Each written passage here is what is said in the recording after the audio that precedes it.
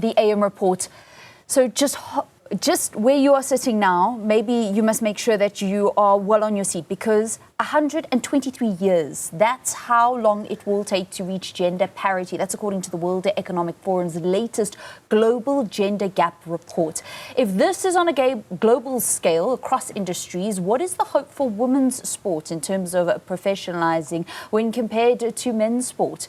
The Deputy Minister of Sport, Peace Mabe, is hoping that her efforts from the governing structure in the country will make a difference. She joins us now on her way just before she goes to the UK to support our Springbok women ahead of the Women's Rugby World Cup. A very good morning to you. Welcome to Newzroom Afrika. Thank you, Elaine, and thanks for having me. You've raised this issue, and it's one that we have for many years spoken about in sport. Why was it something for you specifically to raise, and what are you hoping to achieve? Look, we are a constitutional democracy. We are a non-racial, non-sexist society, and we believe in equality, equality and fairness. And you know that the struggles of women, they've been amplified in many angles. And of course, before me, there are those who have embarked on this journey of fighting for equal pay and equal job in sports. But I think it should start with correct legislations. Labor must be involved, civil society must be involved, youth must be involved, of course women organizations as well must be involved in making sure that we really realize this gender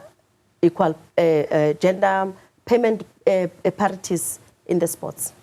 There has been a white paper when it comes to women's sport where these issues, along with a number of others, have been addressed. What has happened with that? Because that's been in the pipeline for not just a couple of months, but for years. And where is it being stalled? Look, the long shot of it, my engagement with experts, I'm also trying to extensively research and understand what could be the main stumbling block. Is that women sports, it is unformalized because of there is lack of sponsorship. So part of the journey that we'll be traveling as the 7th Parliament is to raise awareness, the importance of sponsorship, of business coming into support of women's sports. So that's the main issue, that there is not enough sponsorship for women in sports. Yeah, I mean, it's a very multi-layered conversation, and it starts right at the grassroots, because if you don't have equal access to opportunities despite your economic background, then you also are just not getting the feeder. You're not getting the kinds of talent that will go on to actually make it professional. In your engagements, though, if this is one of the big talking points or one of the big stumbling blocks being sponsorship, are you going to be going out to South African businesses to encourage more sponsorship for women's sports? It's very sad that there is not even a single sanitary towel product or brand that is supporting any female sports. I mean, that's where we need to start. You know, women in sports are challenged. We're talking about health issues, and we're talking about finances. Of course, we'll be doing that. And those that are already on board, sponsors that are already on board, we appreciate them. And those that are funding the male sports, we want them to also consider how they do their allocations. If they're giving 70% for males, they should also give 70% for females. It can only be fair. Yeah, but it is a business decision. They'll make the argument that a sponsorship is a business decision. It is true. Sponsorship, it is a business decision, but they need to be spoken to. They need to be educated about the importance of equal pay, equal job in sports, because both women and men, I mean females also, they work of equal value like males, you know, in sports. So their work cannot be less valued. And what about the broadcasters? Because when we speak about the business decision for companies to get involved in sponsoring women's sport, they want to know where their brand is going to be seen. It's an opportunity. It's a business opportunity for broadcasters as well. If we promote women's sports, then that on its own, it brings an opportunity for broadcasters. What confidence are you giving to the sponsors, to the broadcasters, when you...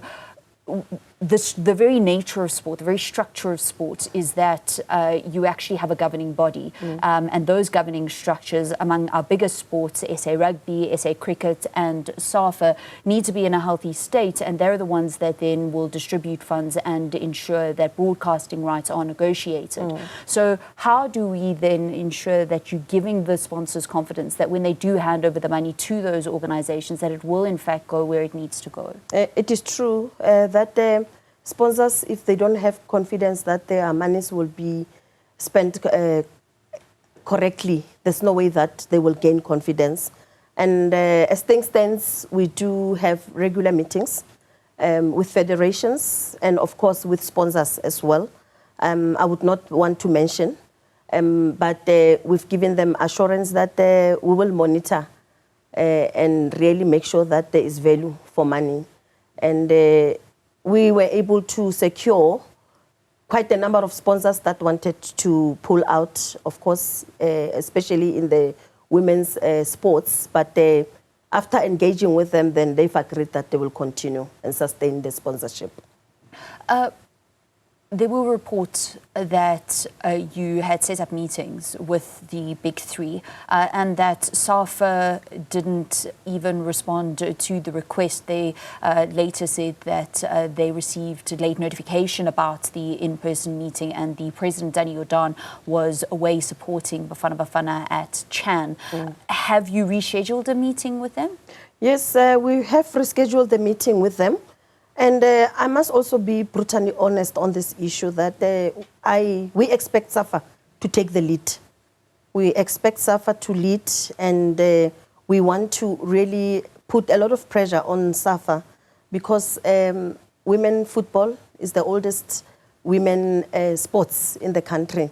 So they should have long gone past, certain challenges. So we really want to put more pressure on SAFA and, of course, work quite very close with them. How will government hold federations, SAFA, any federation for that matter, because we've got a number of federations, I don't just want to single out one. How will you hold them accountable? We are, of course, representatives of the people. And people might not have direct contact with SAFA, but we have the authority to at least invite SAFA into a meeting and openly discuss issues that they might not even feel comfortable about discussing. So we have a political mandate and an obligation to represent the views of our communities. Will there be any punitive measures that government will hand out if it's found that, in fact, federation, SAFA, any of the federations don't engage, don't, in fact, give equal opportunity to men? Well, we don't have jurisdiction in terms of posing any penalties. But what we can do is to mobilize society and to make them vote for the correct people, when it comes to sports leadership.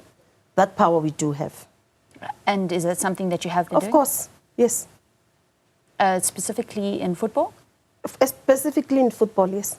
Okay. So this is a multi-layered conversation. There's a number of different aspects to it. And it's not just about ensuring that on paper it says that a Bafana player gets the same as a Banyana player, but also it's about the support that these players are provided with, making sure that they are able to play at facilities that, will be equitable to the kind of skill level that they actually have, something that we didn't see for the World Cup send-off match for Banyana back in 2023. So what's being done with regards to ensuring that the support is also there? We're hoping that going forward things will change. I've shared with one of the newspapers, the conditions of the bus that the Banyana uses.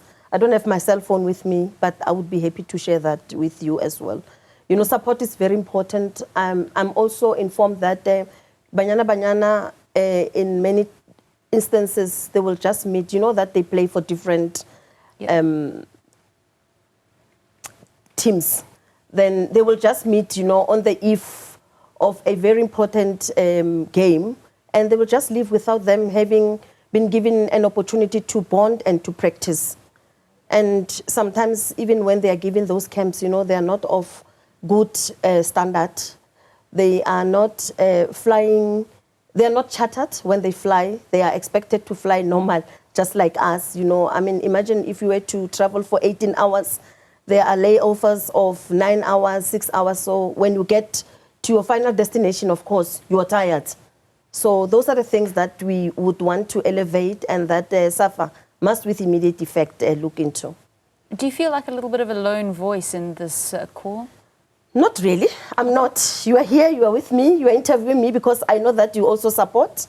I think we just need to educate and make public an awareness. I'm not a loner. I know that the country is behind me. Peace, Mabe. Well, we actually had a poll question this morning about how people feel about the gender pay parity within South African sport. And you still have an opportunity to get involved. You can even leave your comments using our hashtag AM Report or our handle at Newzroom405. So we were asking you, is it performance and results that should be considered to bridge the gender pay gap? Revenue generated, is that the biggest consideration? Or is the biggest consideration, in fact, skills level? And at the moment, it is a toss between skills level and performance and results. So you still got just over an hour to get your voices heard when it comes to our poll question for this morning. An important one where our Deputy Minister of Sport is on a crusade to try and raise awareness, despite the fact that she does only have certain powers when it comes to enforcing certain things, but raising awareness with sponsors, with different role players within the sporting within the sporting sector, hoping to move that needle a little bit more so that Iman, in years to come, we are not still having the same conversation.